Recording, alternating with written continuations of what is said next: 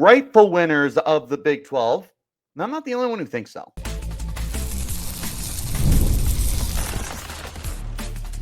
You are Locked On Sun Devils, your daily podcast on the Arizona State Sun Devils. Part of the Locked On Podcast Network, your team every day. Welcome back to the Locked On Sun Devils podcast, part of the Locked On Podcast Network, your team every day. My name's Richie, Bradshaw, and I will be your guide for everything Arizona State Sun Devils. Thanks to all of you for making us your first listen of the day. A shout out to my everydayers who are here every day. Don't forget that today's episode, of course, is sponsored to you by our friends over at FanDuel. Make the most of every hunch that you get with your first $5 bet. As a new customer, if it wins, you get $150 in bonus bets. Go to FanDuel.com to join today and get started. Look, I'm not the only one who thinks that ASU was the rightful heir, if you would, to the Big 12 title. For a team that came in and was expected to finish dead last, have no expectations, there was a lot of teams that, didn't appreciate, I suppose, ASU winning, such as BYU or Colorado, and they voiced their complaints when it came to the Big 12 championship game. Well, guess what? ASU made it, and they didn't. ASU won, and they didn't. Now, ASU is going to the college football playoff. Whole lot of conversation to be had here, and we're going to have it with Locked On Big 12 host and the darling of the Locked On Sun Devils subscribers, Drake Toll. Oh, man, we love Drake Toll so much, but I'll tell you what, guys. Drake Toll laid down the law, and I told you that when push should come to shove, Drake's going to go to war for the Sun Devils. You're going to be very happy with this upcoming crossover edition of Locked On Sun Devils and Locked On Big 12 that's coming up for you guys here in just a moment as we talk about why BYU and Colorado have got to get over it that ASU won, that ASU is a great story, that ASU might have been cheated out of the playoff, and a little bit more, including how ASU can go on a run and win a national title. That's all coming up here in just a moment on this crossover edition. I'm going to hand it over to Drake, and I'll see you there. Until the next time, keep it locked right here on Locked On Sun Devils. Arizona State won the Big 12 championship, but BYU and Colorado fans would argue that it should have been them. Did the Big 12's tiebreaker system get it right? This is a Locked On Big 12, Locked On Sun Devils crossover.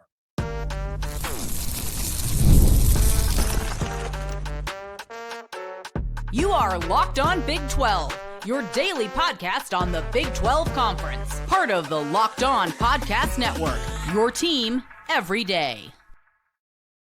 Happy Tuesday, everybody. Welcome to a Locked On Big 12, Locked On Sun Devils crossover. Thank you for making these two shows your first listen every single day. I'm Drake Toll from America's #1 Big 12 podcast, Locked On Big 12. It's Richie Bradshaw from America's #1 Sun Devils podcast, Locked On Sun Devils. If you hit subscribe, we get to keep our jobs, which would be good at a time like this where Richie brought out the Katina jersey. I love it. In support of Arizona State. Today, let's talk BYU, Colorado. Those fans are not happy with how the tiebreaker the Big 12 went, but I think they're wrong. And then we'll also talk Arizona State. Did they get hosed by not getting that 3 seed, and how a title can come home to Kenny Dillingham's squad? I see a path. All right, Richie, what message would you send to BYU and Colorado fans who have flooded my feed, who have flooded not just like Twitter or YouTube, but also the ether with the idea that BYU Arizona State should have been the matchup, or Colorado Arizona State should have been the matchup, and the right champion might not have gotten crowned? See, I understand like how crazy it went this year with all of the tiebreakers. We went down to the third or fourth different tiebreaker to settle everything, which was like your opponent's strength of record, right, like win percentage thing. Yeah. I could barely follow it. I know that I want to say like at least 6 teams still had a chance in the final week. In the second to last week, it was like 8 teams. 8 teams the last week, actually, which like Baylor was in there somehow. Yeah. It was insane. So, I mean, I can understand like the frustration of like, hey, this is really wide open. How come we're not getting in? Stuff like that. Yep. However it worked out that way, the easiest way. And I would tell this to the Sun Devils too, if they got on the wrong end of the stick, is here as well. It's really simple. I'm going to say it once, and hopefully we get it through. Win your games. Win your games. Win the games that are in front of you, and this isn't an issue. So the one thing I'll say real quick with BYU especially is they want to replay that game, and that's fine. Let's replay the game, because look at ASU the last 2 weeks after they said, yeah, we're playing 60 minutes again. They just thrashed Iowa State. That wasn't a game. I'm telling you right now, BYU's not doing any better than what Iowa State just did to ASU. So yeah, replay the game. Let's do it. I'd love it. We'll go to Provo and do that deal. If you were to replay that, because I mean, yeah, the two teams squared off a couple of weeks ago, and there was a winner, Arizona State. We always ask, like, I wish we could figure out a way to determine which team is better. Well, we did, and Arizona State did win. You think if we played this again, BYU, Arizona State tomorrow, or even Arizona State, Colorado, the Sun Devils win going away? Yes. Right now, it's at the point in the season, Drake, where we know who teams are. We know who's really good. We know who's really bad. But we also know who's playing the hottest football. We know who is playing with a chip on their shoulder, who is playing with the most swagger, stuff like that. The way Arizona State Sun Devils football is playing right now, there is not a team in the country that they look at and they go, oh, yeah, there's no way we beat you. And it should be the same way in terms of every other team in the country, Oregon, Texas, Ohio State, whoever. They should not look at Arizona State and go, that's an easy win. The way that they are playing good, competitive, complete football right now has them at a place where they can beat anybody. And they also seem to have everything in check. I mean, this is a team that you would imagine would be super emotional throughout the year after being picked to finish last, after having consecutive 3-loss seasons in the second year of a rebuild. And I don't really see that team having a bunch of emotional concerns or anything like that. So it's a Sun Devils team that's just playing really sound football right now. They're clicking on all cylinders, great offense, great defense. You lost Jordyn Tyson and Sam Levitt still threw 3 touchdowns. Like they just find ways to win right now. And as long as Cam Scadaboo's there, your odds to win are going to be pretty good against anyone. It's a machine. It's a machine. And 4 weeks ago, I was touting alongside everybody else BYU as the best story in the Big 12 because they had the 60% chance to win the Big 12 title, make a college football playoff. Arizona State had a 15% chance to do that. And that Kansas State game and then BYU consequently losing to Kansas is what put all of this in reverse and made Arizona State the crown jewel of the Big 12. But I can't argue. If we were going to make a power ranking today, it's obviously Arizona State. If they played on a neutral field, it's tough. Like BYU fans would argue, yeah, well, we had a terrible first half. Arizona State had a terrible second half, right? If both teams play a complete game, I think it's hard to say, having already seen the matchup, that BYU would win the game. You know why? I think the same thing goes here. BYU fans, SMU says, oh, we'd beat BYU today. That's what BYU fans are saying about Arizona State, right? It can't work both ways in that regard. Richie, when you think about the matchup between Arizona State and Iowa State, do you wish it would have been BYU or Colorado? Do you wish you would have gotten maybe not a more quality win, but a win against two teams, one in Colorado, old Pac-12 foe, or one in BYU who's become a budding rival? I will tell you, I would have loved to have played either one of them, but not for the reason you mentioned, for the reason to put them in their place. Like the talking and everything, I normally do a pretty good job of kind of like blocking it out and everything. This is a year where everything has really come together for Arizona State after years of going through all sorts of highs and lows. And this is a really good Arizona State team. I think we beat Colorado this year. I will tell you, of the 3 teams, Colorado was one that scared me the most. Was simply because if you got into a situation where you are in a shootout, I think that Colorado is the best team equipped to go toe-to-toe with you in a shootout. Now, I would have loved to have played BYU again. Like I said, I'm still confident that they win that game again, wherever they play it. If it's in Provo, Tempe, Arlington, a college football playoff game, the Moon, I don't care. I feel very confident in ASU to win that football game. I do want to also mention, because I know BYU fans are going to hate me, you're still a really good football team. I'm not discrediting you. ASU's just better. Yeah. 2 things can be true.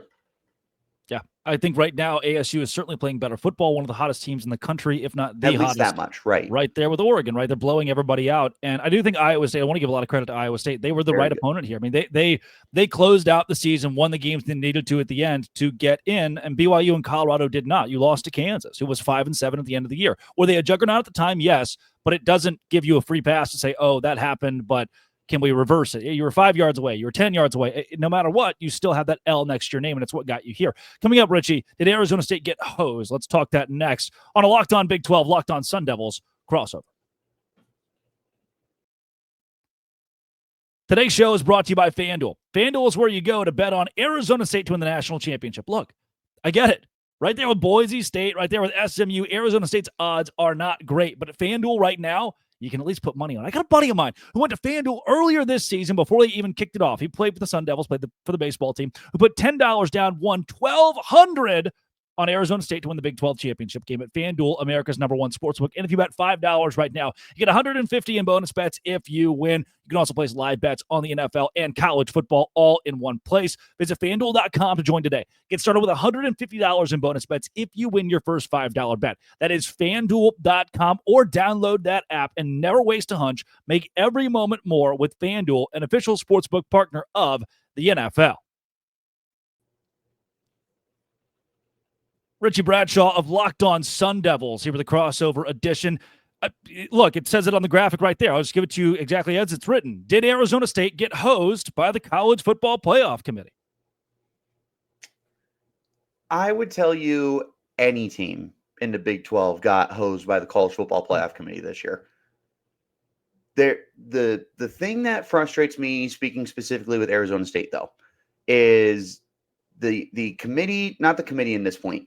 Committee comes down the road. Yeah. The voters for the AP poll and the coaches poll just kind of teetered all year with voting in ASU. Yep. They had their first 3 wins to start the year, teetering. I understand not voting them in at that point. Lose to Texas Tech and then completely out, like not even a thought. They win their next 2 games against Kansas and Utah. Utah ranked at the time. And then they lose to Cincinnati and they're completely forgotten about again. They go on a 5-game winning streak to end the regular season. They barely get ranked at that point in time. And then one of the things that I had discussed on Locked On Sun Devils was, look, the College Football Playoff Committee has done exactly what they want to do by putting ASU at 15 and Iowa State at 16. So that way, no matter who wins, you can justify moving them up 3 spots or 4 spots to say, look, we got them in the top 12. Yeah. At the end of the day, they were always going to go. It just helps that they're the conference champion. So ASU was on the receiving end of this. Iowa State was on the receiving end of this. BYU was on the receiving end of it. Colorado. They were always placed in a situation where losing their games was going to keep them out. One of the things that I really appreciated you said on Locked On College Football was, in the defense of BYU, if they lose their 2 games at the beginning of the year, but then they end the year on an 8-game winning streak. I mean, this is a completely different conversation that you're having. Yep. So unfortunately for ASU, it was 2 losses throughout the year that didn't let people get the chance to get to know them as a ranked team. And it happens, but I mean, when you start rattling off wins against ranked opponents, you're blowing out teams, and then you absolutely dominate the championship game, you would think that 12 would be a little bit higher. I think the AP poll gave them 10, but I mean, even then you're not really getting that big of a jump. The only reason you got to buy is because Clemson won. And that in itself is crazy. Yeah. Richie, I want to go back to that point and reiterate it for those who had not listened to the Locked On College Football episode. Do that. If you are Arizona State and let's spin this around and still give them 2 losses. You lost to Texas State on the road, which could have happened, and we at that point really valued Texas State. And then you beat Cincinnati. We're talking about a very different ranking for Arizona State, because now we're talking about an 8 or a 9-game win streak. That Texas Tech loss being the last one. If you beat Cincinnati with your quarterback, by the way, that's something that I know Kenny Dillingham was able to press post-game, then Arizona State is squarely in the top 10. Losses go away. That loss to Texas State would have been the same as it was for NIU and Notre Dame. Those aren't, we don't even talk about them anymore. They happened in the first month of the season. Who cares? You get a mulligan. We move on, and now Arizona State's in the college football playoff. I want to know, from your perspective, and look, I can only assume for you as someone who has covered sports in that part of the country that you've got a soft spot for Boise State? I think everybody does, dating back to 2007, right? You're like, okay, you're always going to root for them as the underdog, but now when the orphan starts stealing mom and dad's money that you're rightfully owed, it's like, oh, shoot, dude, you're getting a little bit too big for your britches here. What are your thoughts on Boise State being above Arizona State?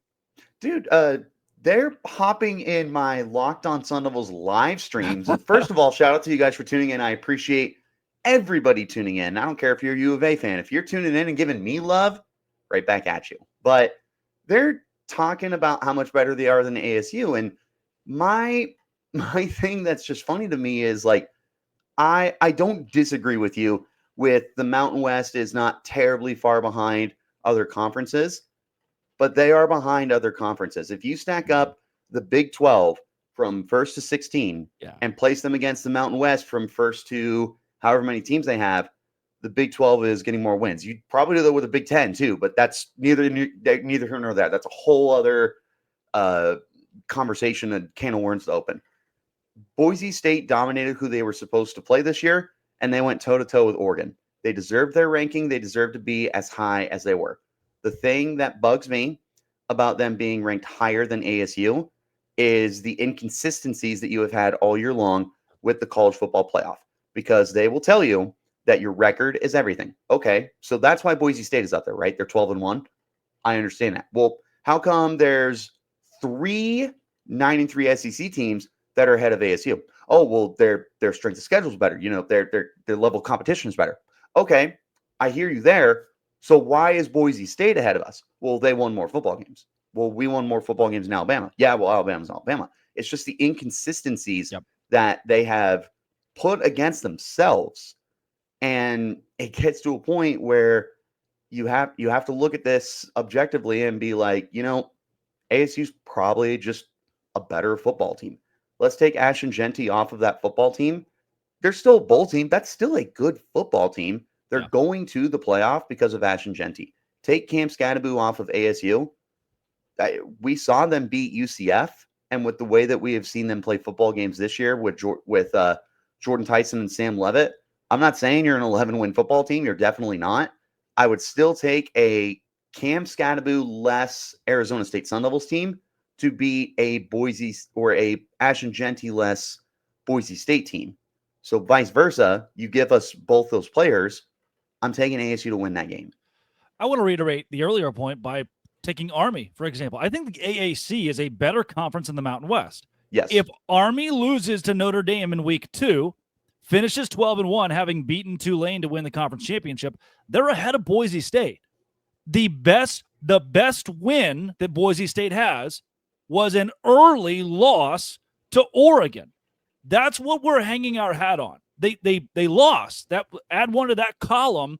And for Army, they have the same record in a better conference with a conference championship and are 20 spots, 10, 15 spots behind, whatever it is, double-digit spots behind where Boise State is. It's a matter of where you lose your games. And for some teams, you're just not hurt by a loss. Boise State, they were helped by their loss to Oregon, which makes no sense to me. It's what have you done for me lately? Arizona State has certainly done enough lately to get where they are and should have been put above Boise State by every single metric that exists when we start to analyze these teams. We need to know moving forward. Commissioners have asked this. What's the criteria? Tell us. We will schedule to meet your criteria. There is no solid criteria. Coming up, a title for Arizona State. What is the path? This is a Locked On Big 12, Locked On Sun Devils crossover, part of the Locked On Podcast Network, your team every day. Omaha. Today's show is brought to you by Omaha Steaks. Nothing delivers comfort and joy quite like the unrivaled quality and taste of Omaha Steaks. It's guaranteed perfection at every single bite. Right now, you can save on unforgettable gifts with 50% off. 50% off site-wide at omahasteaks.com. Plus, score an extra $30 off a promo code College. With 5 generations of experience, they consistently deliver the world's best steak experience, and the gifting experts at Omaha Steaks have made it easy to deliver the perfect gift with thoughtfully curated gift packages featuring gourmet favorites. From legendary steaks to mouth-watering desserts and more, save 50% site-wide for a limited time at omahasteaks.com. Plus, our listeners get an extra $30 off with promo code COLLEGE. That's 50% off at OMAHA steaks.com and an extra $30 off with promo code COLLEGE. Minimum purchase may apply. Omaha Steaks. Do they live in Savannah? Not a single good steakhouse in Savannah. So I go to Omaha Steaks, and you can too today. Richie Bradshaw of Locked On Sun Devils. Texas, last 14 years in the Big 12, won Big 12 championship. I've watched TCU, I've watched Baylor, I've watched Texas Tech thrash the Longhorns, even while Steve Sarkisian was the head guy. I watched Steve Sarkisian beg for a touchdown with 5 seconds to go against Baylor, their first score of the game a couple of years ago. And then Clemson, who have they beaten? An SMU team that BYU got the best of. Outside of that, Clemson's schedule just really wasn't that tough, and they lost more games than they would have expected, than I would have expected with their schedule. Arizona State, to me, is playing better football than Texas, better football than Clemson. Is there a path? I do think they stack up well against Oregon. Is there a path for this team of destiny to keep the run going? Yeah, why not? I mean, like I said earlier in the show, you get to a point in a year in any season, whether it's football, pro, college, whatever sport, you figure out who the bad teams are, who the good teams are, who the streaky teams are, who the hot teams are. ASU is a good team for sure. There's NFL talent on there. If that's how you would like to measure whether or not this is a good football team, you also have a Heisman Trophy candidate in Cam Scadaboo. That is a good football team. But they're also playing as good a football as anybody else is in the country. Like I said, ASU is not afraid of any team in the country right now. Every other team should look at ASU as a legitimate threat. Maybe not like oh my God, they're gonna be the ones who derail us in this playoff run, but they need to look at ASU and go, if we look ahead, if you are Clemson or Texas and you see Oregon or Ohio State or Tennessee on the other side of the bracket, and you go, we got to get ready for them, and you don't get ready for ASU, ASU is going to beat you. They are. That's a good football team. That's a confident football team. They're well coached. And there's just a lot of good things going for them right now. The funny thing about Texas, to me, that is still one of the most talented rosters, top to bottom, from first team, second team, third team to scouting team. Yep. One of the best rosters in college football, and they have underachieved with it all year long. They've lost to Georgia twice. They have one of the worst strength of schedules in the country. They just aren't getting the most out of that team. If you were to put this game on paper, you would look at Texas to squash ASU, wherever it was. Clemson, very well coached. Cade Klubnik finally figured it out this year. Yeah. You would think that this would be a Clemson team that, with the amount of veteran leadership behind it, and the funny thing of like not attacking the transfer portal, we make fun of Clemson for. I still will, because it's funny more than anything. But I mean, look at the unity that team has, because everything was recruited and developed together. That's a very sound football team. And yet, with me saying all of these things, glowing things about Texas and Clemson, I'm taking ASU to win that game. The biggest difference for ASU's chances here is a trip to the other side of the country. But it's a little different if you're going to Orlando in October to play UCF for a regular season game. Yeah. Than when you're going to Atlanta for the Peach Bowl in the college football playoff game.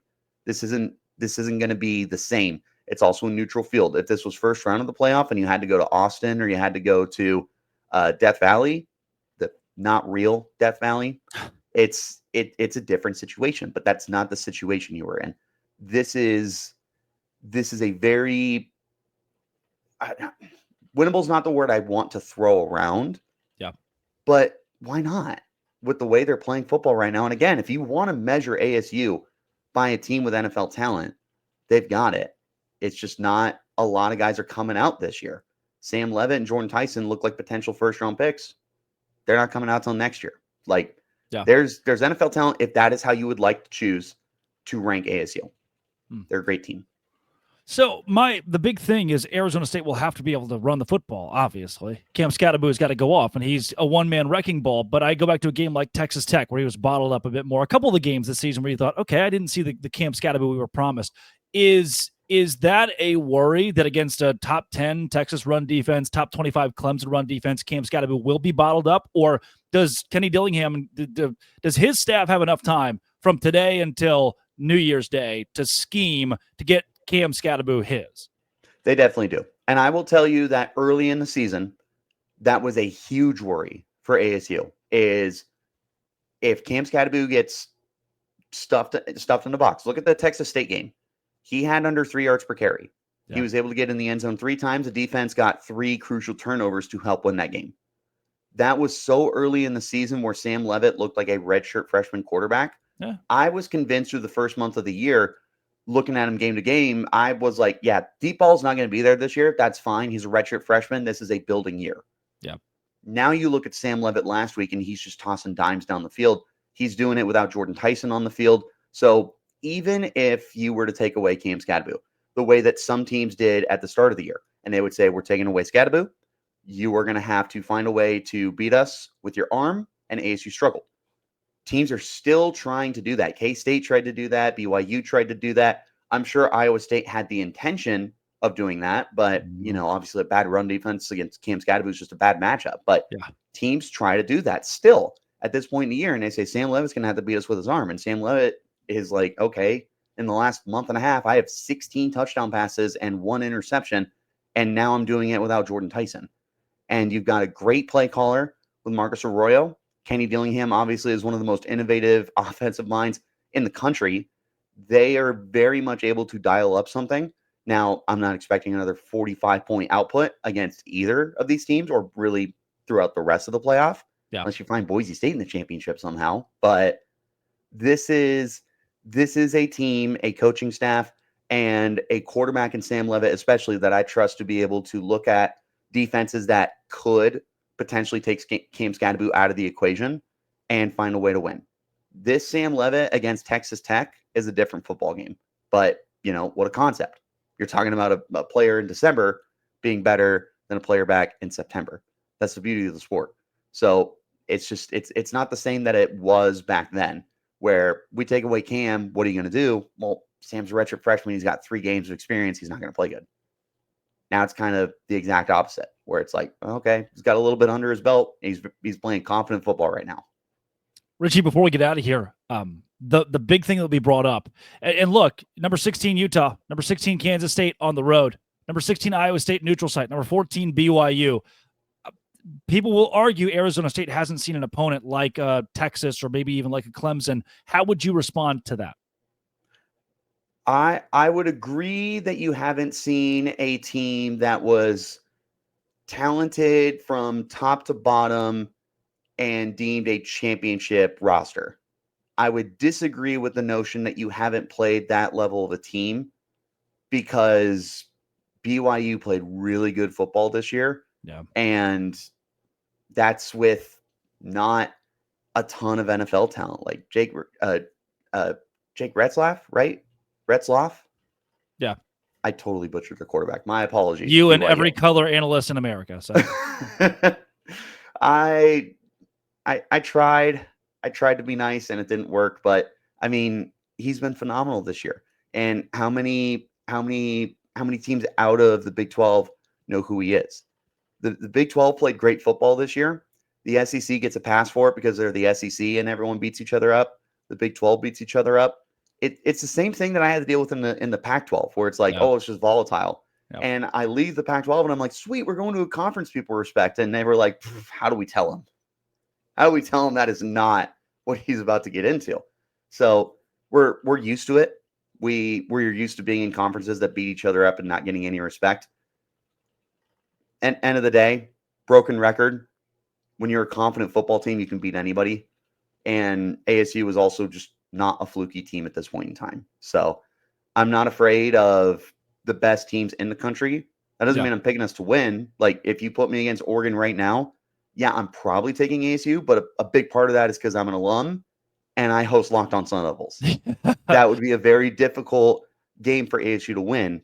but there's no one in the country right now that ASU fans should feel scared of. Yeah. And I promise you, there's no team in the country that this Kenny Dillingham unit is scared of and shaking in their boots.